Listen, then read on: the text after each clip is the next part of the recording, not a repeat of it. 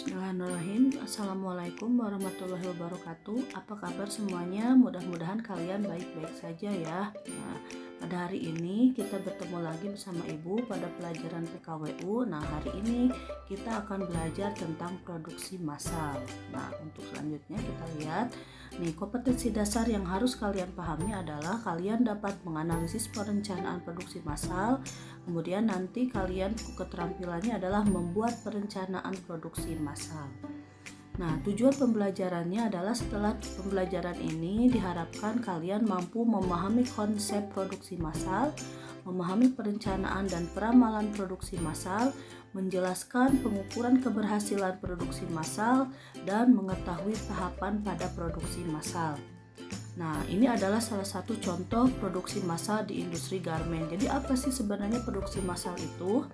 Nah, produksi massal muncul di era revolusi industri atau setelah ditemukannya mesin. Oleh karena itu, hingga saat ini produksi massal biasanya menggunakan alat seperti mesin. Hal ini dilakukan untuk mempercepat proses produksi.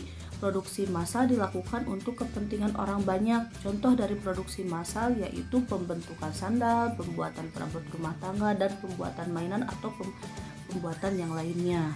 Nah, jadi apa kira-kira produksi massal? Nah, konsep umum dari produksi massal adalah produksi massal merupakan metode yang paling umum diterapkan untuk memproduksi dalam jumlah yang banyak dan dalam waktu yang relatif cepat. Jadi produksi massal itu adalah proses untuk memproduksi barang secara besar-besaran dan secara cepat. Nah, konsep produksi massal dijumpai di berbagai jenis produk, mulai tadi ya sandal di sini mulai dari makanan, kemudian minuman, atau misalkan bisa kendaraan bermotor atau kendaraan mobil ya itu, atau peralatan rumah tangga. Nah, di sini ciri dari produksi massal adalah satu, produknya dalam jumlah besar, jadi biaya per unitnya rendah biasanya kalau dalam jumlah yang besar. Kemudian tujuan produksi untuk menguasai pasar. Nah, produk dijual di pasar bebas ya. Terus hampir tidak ada variasi produk karena ini hanya mesin yang memproduksinya. Kemudian harus ada persediaan untuk memenuhi permintaan masa tunggu, yaitu jadi ciri dari produksi massal ya. Terus berikutnya adalah kelebihan dari produksi massal. Jadi ada kelebihannya. Yang pertama, hemat biaya produksi karena dilakukannya secara cepat. Kemudian efisiensi waktu. Jadi waktu yang dikerjakan lebih cepat juga. Kemudian tingkat produksinya juga cepat. Kemudian tingkat keakuratannya juga tinggi karena ini dijalankan oleh mesin ya. Kemudian selain kelebihan ada kerugiannya juga dari produksi massal. Yang pertama, kegiatannya produksi massal itu sangat kaku karena ini dilakukan oleh mesin, jadi tidak fleksibel. Kemudian kurang beragamnya variasi produk, jadi produknya hanya kalau misalkan bentuknya satu yaitu seperti itu, jadi tidak bisa beda-beda produknya. Kemudian biasanya karena menggunakan mesin, nah harga mesinnya biasanya mahal. Kemudian tidak ada jaminan produk akan laris di pasaran. Nah, yang terakhir adalah jika ada salah satu mesin yang rusak, maka divisi lain berhenti sampai mesin tersebut diperbaiki. Jadi kalau yang namanya produksi massal menggunakan mesin karena ada tahapan-tahapannya. Jika salah satu tahapan mesinnya rusak, ya harus menunggu sampai mesin tersebut bisa lagi diperbaiki dan bisa lagi digunakan. Nah, itu kerugian dari produksi massal ya. Terus sekarang pengertian dari perencanaan produksi.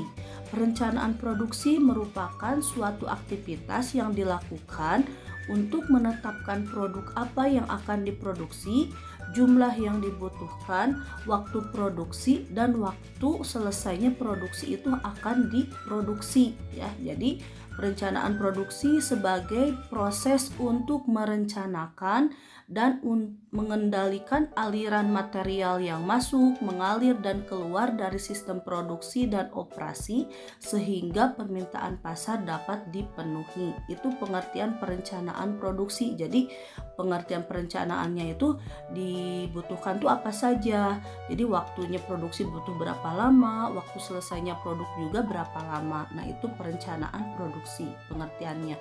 Kemudian kira-kira apa saja perencanaan produksi kegiatannya? Nah, kegiatannya itu yang pertama mempersiapkan rencana produksi dulu, disiapkan rencananya produksi. Kemudian membuat jadwal penyelesaian produk. Jadi kapan produk itu selesai. Kemudian merencanakan produk dan pengadaan bahan dari luar. Jadi bahan bakunya harus disediakan dulu. Kemudian menjadwalkan proses operasi tiap unit atau proses pengerjaannya dan membuat jadwal, menyampaikan jadwal kepada pemesanan. Nah, itu adalah perencanaan produksi. Jadi kegiatannya itu ya.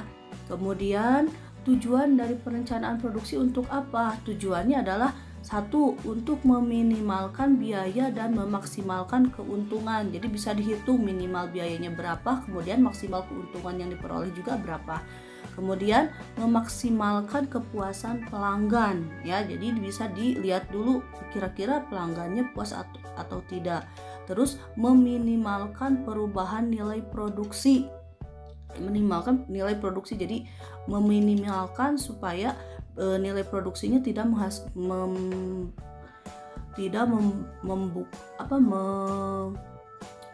membutuhkan biaya yang cukup besar. Kemudian meminimalkan perubahan tenaga kerja. Jadi tenaga kerja juga nanti biasanya kalau ada pegawai yang kurang dalam bekerjanya bisa diminimalkan. Kemudian memaksimalkan perlengkapan dan inventaris yang ada yang dimiliki oleh perusahaan tersebut. Itu adalah tujuan dari perencanaan produksi.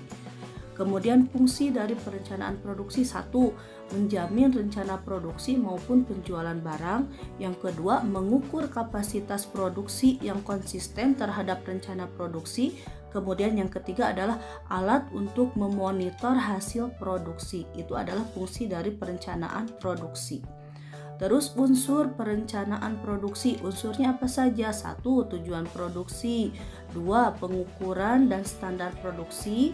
Tiga, perencanaan merupakan faktor objektif. Kemudian perencanaannya harus bisa diukur. Kemudian tahap awal pelaksanaan produksi, itu adalah unsur dari perencanaan produksi. Berikutnya adalah langkah perencanaan produksi. Apa saja langkah-langkahnya? Yang pertama, penelitian dan pengembangan produk. Jadi teliti dulu produk apa yang akan dihasilkan. Kemudian yang kedua, mencari gagasan dan seleksi produk. Setelah ditemukan membuat produk apa, kemudian mencari lagi ide atau gagasan untuk menseleksi produk apa saja. Kemudian yang terakhir, menetapkan skala produksi, seberapa besar produk yang akan dihasilkan. Nah, berikutnya adalah jenis perencanaan produksi. Ada jenisnya, ada perencanaan jangka panjang, ada perencanaan jangka pendek, dan ada perencanaan jangka menengah. Itu tergantung dari produk nanti apa yang akan dihasilkan dari perusahaan tersebut. Nah, berikutnya adalah faktor perencanaan produksi. Ada dua faktor, ada faktor internal yaitu dari dalam dan faktor eksternal yaitu dari luar. Faktor dari internal itu adalah kapasitas mesin dan peralatan, jadi dari perusahaan itu sendiri.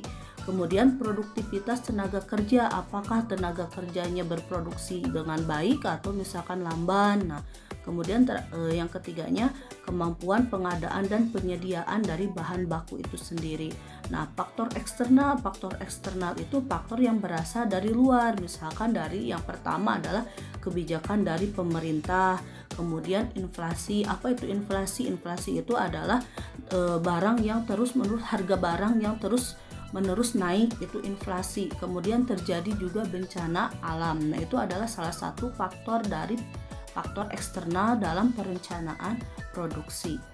Nah, berikutnya adalah tugas untuk kalian. Nah, tadi Ibu sudah sampaikan bahwa produksi massal itu contohnya seperti itu. Nah, untuk lebih jelasnya kalian nanti bisa lihat video dari link yang Ibu berikan. Nah, silahkan kalian nanti tugasnya, silahkan kalian berikan 5 contoh kegiatan produksi massal dalam lingkungan sekitar ya, selain yang tadi Ibu sebutkan. Kemudian silahkan kalian analisis videonya yang ini dengan linknya yang Ibu berikan. Kemudian kira-kira jelaskan kerugian dan keuntungan dari produksi massal dalam video tersebut. Nah, setelah kalian buat video, kalian juga bikin video juga ya. Jadi contoh seperti yang Ibu kasih ini, kalian bikin videonya, tulis namanya jadi video tentang produksi massal ya. Itu nanti kalian kumpulkannya boleh langsung lewat linknya saja ya, tidak usah wapri tapi langsung lewat linknya untuk video. Dan untuk tugas yang nomor 1 dan nomor 2 boleh kalian kerjakan, dan nanti di wapri saja boleh, itu untuk tugas mandirinya, dan tugasnya secepatnya dikerjakan ya. Paling lambat paling minggu depan untuk videonya, tapi untuk tugas nomor 1 dan nomor 2 ibu tunggu hari ini. Mungkin sekian dari ibu, mudah-mudahan bermanfaat. Mohon maaf apabila ada kesalahan, jaga terus kesehatan. Sekian dari ibu, wassalamualaikum warahmatullahi wabarakatuh.